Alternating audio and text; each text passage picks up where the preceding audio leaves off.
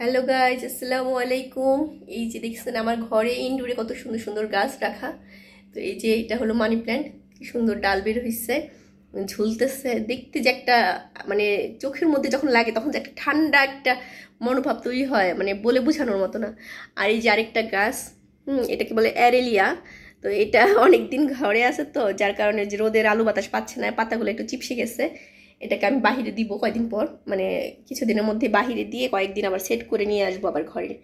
অনেক দিন যাবত আছে তো, যার কারণে একটুই হয়ে গেছে, আবার কিছুদিন আলো বাতাস থাকলেই ঠিক হয়ে যাবে। আর এখানে একটা আছে এই যে অ্যাগ্লোনিমা, বাংলাদেশে অ্যাভেলেবেল পাওয়া যায় এটা। আমার তো দেখলেন ওদিন কিনতে গিয়েও কিনতে পারলাম না, প্রচুর দাম চাইলো। তো এটাও আমি সেট করব। এটাকে আমি কি করব, মানে নেটে দেখছিলাম, এখান থেকে কেটে হ্যাঁ এটাকে লাগিয়ে বসিয়ে দিলে আবার হয়ে যাবে। আর এগুলো ছোট ছোট পিস করে এগুলো শোয়াই রাখলে এখান থেকেও অনেক চারা গজাবে। আমি যেটা জানার জন্য ভিডিওটা করছি, আমার এইটাতে প্রচুর ছোট ছোট শামুক দেখা যাচ্ছে। কি শামুকগুলো, এই শামুকগুলো কোত্থেকে আসছে আমি জানি না।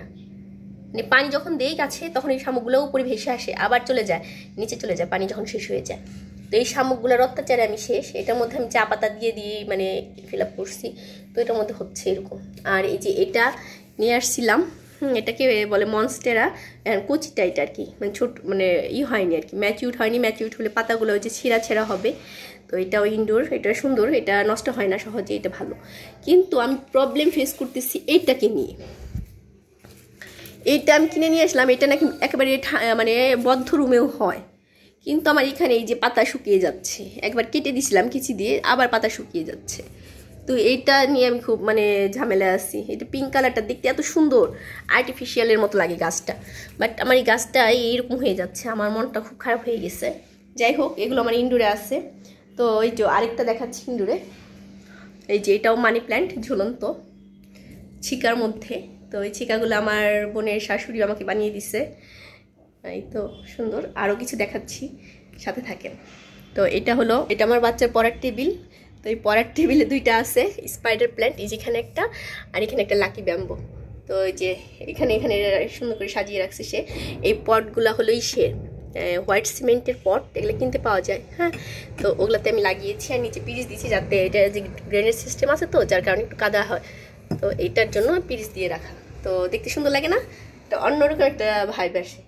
আর এই যে এখানে একটা মানি প্ল্যান্ট। তো ওই দিন আপনারা দেখছিলেন যারা ভিডিওগুলো, তাদের বলছি এই মাটির হাঁড়িটা কিনে নিয়ে আসলাম। তো কিনে এনে যে এটা সেট করছি। এটা কিন্তু আলাদা একটা ডাব্বা, অনেককেই বলে দিচ্ছে এটা যে ওইটার মধ্যে দিইনি, জাস্ট আলাদা উপরে একটা আছে এটা।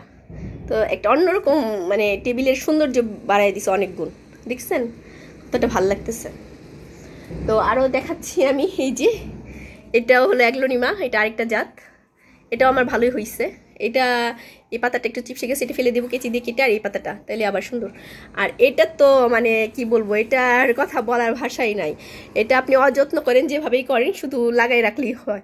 এটা আমি লাগানো কয়েকদিন আগে লাগাইছিলাম, লাগানোর পরে একটু হয়ে গেছিলো, আবার এই যে নতুন পাতা দিয়ে ভরে গেছে। তো এটার কথা না বললেই নয়, এটা ঘরে ইনডোরে আপনি কোনায় ফেলে রাখেন, তাও এটা সুন্দর গ্রো করবে। হ্যাঁ, তো আমি এইটা দুইটা আমি এই যে জুতার র্যাকের উপর রেখে দিছি, দেখতে সুন্দর লাগে ঘরটা। হ্যাঁ, তো এই তো আমার ভিডিওটা কেমন লাগলো। আমার ইনডোরে এই কয়টা গাছই আপাতত আছে। আমার ইচ্ছা আমার ঘরটা সবুজ হয়ে যাবে আমি গাছ দিয়ে এমন করব, কিন্তু হয়ে উঠতেছে না, সময় সাপেক্ষ। তাই মানে লেখাপড়া, বাচ্চাদের সংসারের কাজ, এইসব মিলিয়ে পারতেছি না। যাই হোক, আমি করবো একদিন, আপনাদের দেখাবো ইনশাল্লাহ। আপনারা যদি দেখতে থাকেন আমার ভিডিওগুলো, তাহলে দেখবেন এক সময়। তো সবাই ভালো থাকবেন, আল্লাহ হাফেজ, টাটা, বাই বাই।